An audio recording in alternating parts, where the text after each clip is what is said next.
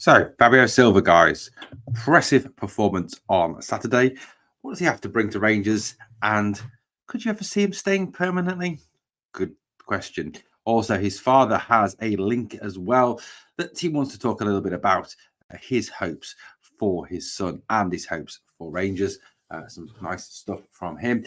And Zak Lovelace, guys, do we expect to see him back? What do we expect to see from Zak Lovelace? And what could he bring to this team?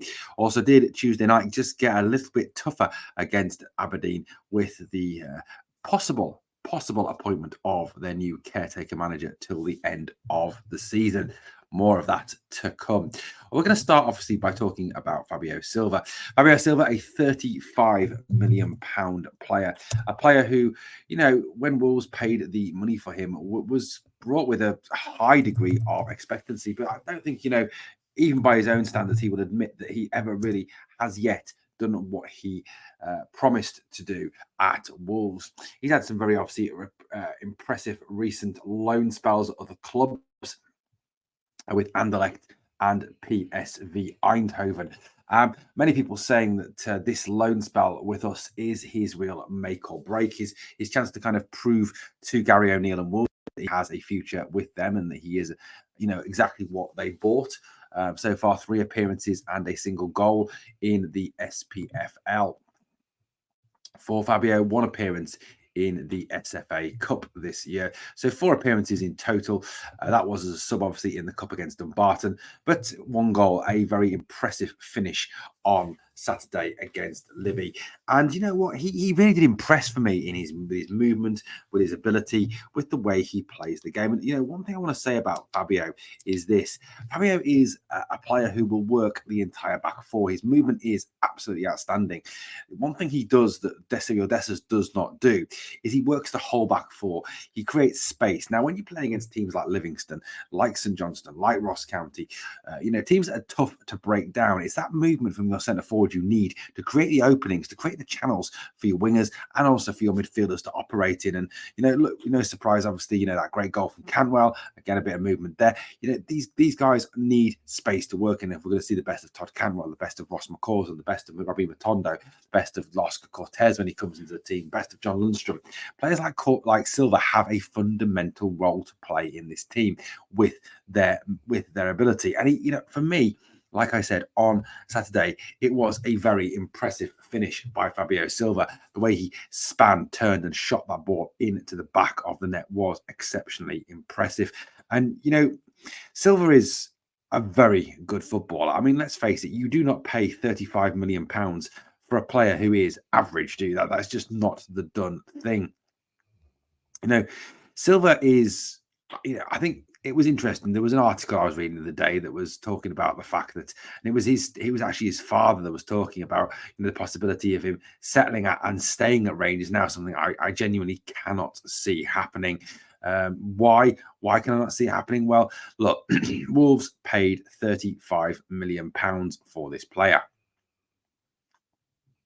Genuinely cannot see Wolves letting him go for a reduced amount of money. Certainly not something that we can afford at this stage. Wolves are going to, if they do want to sell him, if it was a situation where they decided he was not for them, they're not going to allow him to go for much less than that £35 million. They're not going to want to make a substantial loss. And, even if we were to qualify for the Champions League next season, I don't think that £35 million is a realistic price or anywhere near 35 or that 20 to 25, £35 million bracket is affordable.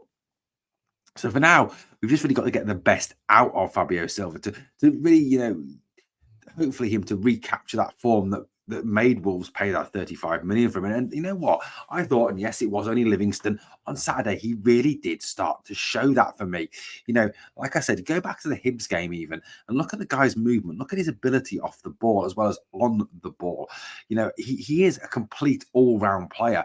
And yes, perhaps not an out-and-out 9, but you look at a lot of teams around Europe now, the Liverpools of this world, the Arsenals of this world, for example, even the Barcelona, not many of them play with what you would call a out and out nine, a target man, a goal poacher. That is not the way that modern football is moving. It's about mobility, it's about movement, it's about creating spaces, it's about creating channels and spaces for midfielders to run into.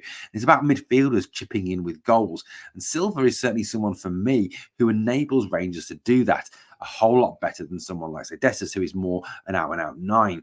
You look at what he brings and his ability to get that space for Campbell to run into, for Lunny to run into. And, if he goes perhaps that more creative eight player alongside the holder, alongside the six, someone like a Raskin, someone like a Lawrence, for example, who's going to push on and thrust on, that could obviously create more spaces with Fabio's movement. So for me, Silva has done very well. And look, I think there was some early judgments made on him by some fans way too early. Fabio Silva looked good against Livingston. He looked good against Hibs. He looks a player. He really does look a player. And he's starting to get his confidence back. He's starting to deliver. And I think that goal hopefully will boost him and really push him on to the next level. Now, his dad came out with another interesting observation in that article. He said this: Jorge Silva, that's his dad, was on the losing Boa Vista side against Celtic in the 2003 UEFA Cup semi-final. Obviously, a final they went on to lose.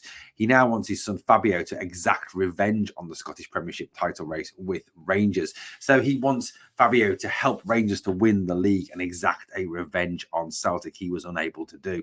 Yeah, even his dad is showing himself to be a true Rangers man and really wanting his son to punish that lot from across the city. And it's always nice to read that sort of thing, isn't it? The fact that a father wants his son to go on and destroy that lot from across the city. Look, I have got the utmost confidence in what Philippe Clement is doing at this club. I think he is doing a great job. He's doing a phenomenal job for Rangers. Of course he is. You look at how he's turned this around. And despite what the very deluded Neil Banfield may have said in an article in the Daily Record today, when he said that he feels that Michael Beale gets a lot of unfair criticism and that Michael Beale is largely responsible for what Philippe Clement is now what's the word he put, reaping the rewards of that what Philippe Clement is now getting in terms of the progress from the group stage in the Europa League, the winning the Scottish League Cup, and the fact that they've closed the gap on Celtic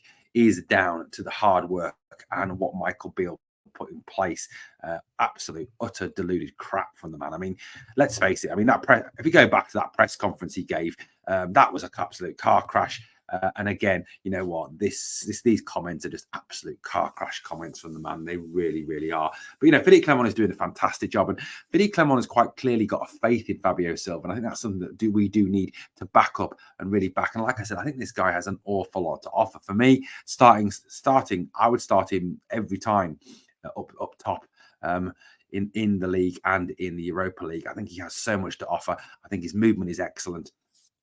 I think he really should be leading the line every single game. Now, someone who obviously is looking like they are on the way back from injury is Zak Lovelace. Now, Zak, look, there's been certain rumours around Zak about him wanting away in the summer, about him, wanting to move back south of the border. But look, we don't know what those rumours are. We don't know if they're true. They could be just his agent trying to whip up perhaps a pay rise for him, trying to, look, at the end of the day, we don't know the truth behind this, and I think any speculation around whether or not that he wants to move, that he wants to go back south of the border, is very unhelpful, and I think it needs to stop.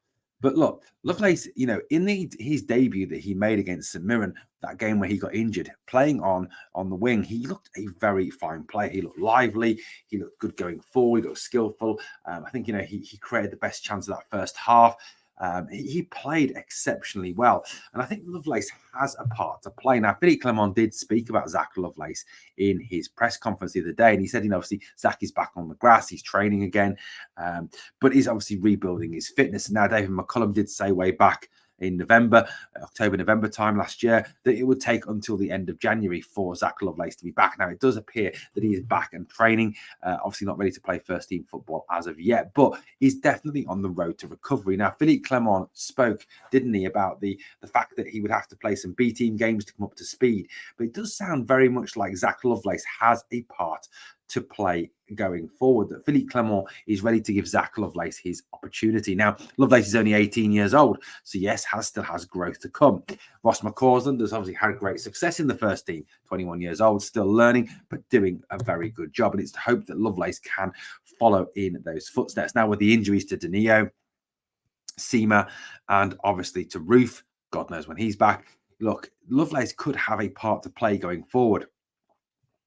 He could have a part to play as a wide man, as also a forward. He's someone we really need to keep in our thoughts. I do genuinely think that this young lad has a part to play as this season progresses. He really does. He is quality. He has good technical ability. He is quick. He is skillful. And look, yes, he has a lot to learn. He's 18 years old. Let's face it, he is still a young player up and coming. But if we don't see what we've got in these young players, then are they ever going to have a future with this club? That is a question we need to ask. And for me, Zak Lovelace is someone who really can, I think, become part of that strike force with Cyril Dessers, with Fabio Silva going forward. Look, we're not realistically, I don't think we see Danilo again this season. The lad has gone for the rest of the season due to that knee injury. He could, even be a situation where that when he returns, he's nowhere near the same player as he was when he left. He could have lost a yard of pace, which always can happen with these knee injuries. And also there will be a weakness there that could lead to that injury reoccurring many times over. And that's the information I got from speaking to someone with a medical background from the medical profession. So, that's fairly sound advice and fairly reliable source. So that is quite concerning. Kemar Roof, look, there's no guarantees that even if he ever does make a comeback, that would last for any longer than 1, 2, 3 games before he goes down injured again. What in his previous history tells you otherwise? So Zak Lovelace, for me, is someone who could actually come in and actually make an impact going forward. So promising that he's back in training. Obviously, a couple of B team games we need to obviously keep our eye out. Is he playing B team football? How's he doing? And then obviously it could be a situation where Philippe Clement will use him in the first team off the bench probably at first, but certainly he is someone who I think can have an impact going forward for Rangers. So look, we all felt a little dejected. We all felt a little bit, for goodness sake, after we didn't get a 9. What we would term an out 9 in the transfer window, didn't we? There was that feeling, wasn't there? And I think because there was a lot of hype around the Lawrence Shankland move that was created, I think, by fan media, by fans, and by the media picking up on what fans were saying, there was a kind of a disappointment there that obviously we didn't go for someone like him. But we've got to kind of have faith with Clement that what he's got, that what he uses now with Fabio Silva, with Dessers, with possibly Zak Lovelace as well, with even, Abdallah Seema if he returns, near the end of the season. He's talked about Tom Lawrence and his ability to play up front as well. There's options there. And like I said, I think a lot of teams are moving away from playing with that traditional 9, with that out-and-out target man. They're going much more for that mobility, that fluidity to their attack. You go back across, say, the Liverpool teams that got to Champions League finals, Mo Salah, Bobby Firmino, players of that ilk. There was a rotation there around that 9 position. Firmino wasn't always in that 9 position. Sometimes he would rotate out wide and Salah would come into that position. With Arsenal, you see Bakary Sagna, you see Eddie Nketiah, you see, Gabriel Jesus as well on the float. None of those guys are out and out 9s, what you would call traditional out and out 9s. So I think that's something we do need to follow. And I think in Lovelace and in Silva, you've got players who are mobile, quick, can work the whole back four. And, you go back to 55 and, Roof and Morelos certainly did that. So for me, Silva and Lovelace, I think, can have a big impact on the rest of this season and really help Rangers to push forward and to advance. Guys, let me know what you think in the comments down below. I'm sensing quite a lot of, from when you put teams, everyone's going to put Dessers up front, put Dessers up front, put Dessers up front. A lot of lack of faith in Silva. I think we need to have more faith in Fabio Silva and what he brings to this team. I think it's unfair to brand him not a striker not a striker, but not someone who can score goals in this team. Now, look, Aberdeen did well on Saturday, getting a point none of us expected to get. We all expected them to go there, to go play at home against Celtic and lie down and let Celtic do what they usually do and walk all over them. And yet, I know part of it is because Celtic are in meltdown. They are in a bit of a crisis and all that.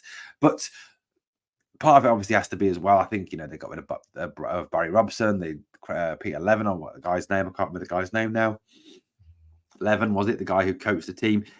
had them playing a particular way, didn't he? Now, it's rumoured in the press at this moment in time that Neil Warnock is set to be appointed as the caretaker manager of Aberdeen. Now, why am I talking about this? Well, obviously, we play Aberdeen on Tuesday night. Now, I think no matter what, even if Warnock comes in, yes, you obviously have that element of that new manager bounce, whatever. But Warnock obviously won't have a lot of time with the team if he is going to work with the team. I think a lot of work will be done by 11 and whoever else helped him for that game. I don't think you're going to see Warnock have that influence. Is Neil Warnock a good manager? Yeah, he's a decent manager. He's a decent manager. You know, he's 75 years old, and you know, I think Warnock is strong at a couple of things. He's strong at organising a team. He's strong at letting players know exactly what he wants from them. You know, with Warnock, you're not going to get spectacular. You're not going to get outstanding football or flowing football. You know, you're going to get pretty much workmanlike, combative performance. And realistically, you know, even if he is to come in, and I've seen um, some interesting comments from people about Neil Warnock and the fact that, you know, oh, this game suddenly got a whole lot tougher. This game suddenly got you know, because it's Neil Warnock, and you know the fact that he's coming into Aberdeen, oh, it's just got a lot tougher. Look, guys, you know, if you run over his recent managerial spells, he's not had the most impressive of times. Huddersfield Town was his last appointment, 23 games, 9 wins, 6 draws, 8 defeats, 39% win ratio. Middlesbrough, 75 games, 29 wins, 14 draws, 32 defeats, 38% win ratio. Before that, he was at Cardiff City, 144 games, 59 wins, 56 defeats, 29 draws, 40% win ratio. Before that, Rotherham United, 16 games, 6 wins, 6 draws, 4 defeats, 37% win ratio. You know, he's not had that impressive a return on wins. And like I said, you know, he's still working with Aberdeen players. And yes, Bojan Miovski, Connor Barron are decent players, but we've got more than enough talent in this team, no matter what lineup is selected by Philippe Clement on Tuesday night, to overcome Aberdeen. And I think, look, there's always that, like I said, that worry about a new manager bounce. But I realistically think that we need to just forget about it. And we need to obviously concentrate on what we are doing, concentrate on how we are playing, concentrate on what we bring to the table. And you know, if we play as we did second half against Livia, and some of that nice football, the quick passing, the movement, Cantwell growing back into that role as a 10, you know, he's been very impressive. He's got 2 goals in the last 3 games. His assists are pretty decent this season. I think he's 7-8 assists this season. I honestly think, you know, that this is a game that we have the talent, we have the ability to, you know, to win this game. Yes, it isn't going to be easy. It never is against Aberdeen. Why is it never easy? Because they always raise their game against us. We are their Champions League Cup, Champions League final. We are the, you know, the team that they want to beat. But look, I think before we blow it out of all proportion, that, you know, that, oh, you know what, it's Aberdeen, and you know what, it's every team raises their game against us. Every team wants to play well against us. Every team wants to beat us. Why? Because we're Rangers. That's why. Like I said, Todd Cantwell stats this season: 19 games, 4 goals, 3 assists. That's 7 goal contributions in 19 games. That's not bad at all, you know, considering some people think he's had a pretty poor season. 3 appearances, 1 goal in the Europa League, 4 appearances, 1 assist in the Champions League qualifiers. So, you know, not too bad a stats at all. So we've got the talent there to unlock this Aberdeen defence, to beat this Aberdeen team. We did it in the cup final. Yes, it was under Barry Robson, but still, the talent we have on this squad is more than enough to put them to the sword, no matter who their manager is on Tuesday. Well, guys, look, this week is going to be a busy week for Rangers. Tuesday night, Aberdeen, 8 o'clock kickoff on Sky.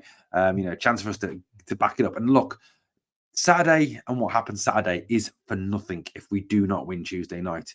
You know, if we don't back up what happens Saturday with them dropping points, us winning, you know, and with 3 points, and then really put the pressure on, because that would put us level on points with them as they go to Easter Road on Wednesday, really cranking the pressure up on them. And as we've seen this season, they don't react well to pressure. We've got to make sure we continue to push that pressure onto them with that game on Tuesday night. Then Saturday, obviously, Ayr United at home. In the cup, again, a chance to win, to progress to the next round of the cup, to keep that dream of that domestic treble going, to keep it pushing along, to keep these positive results going. We've got to keep this winning mentality going all the way through to that next Old Firm game in April at Ibrox, and then obviously put them to the sword in the right way. Well, guys, let me know what you think of the stories we've covered today in this video. Obviously, keep your eyes open for any other videos coming up. We'll be back tomorrow, obviously, with match day news. Myself and Lorah will be bringing you a video tomorrow morning, so please obviously look out for that. Thank you for watching Glasgow Rangers Nation, guys. If you can smash the sub, that would be fabulous. And as always, on the way out, 2 jobs I ask of you. Number 1, smash the like, and number 2, remember always, we are the people.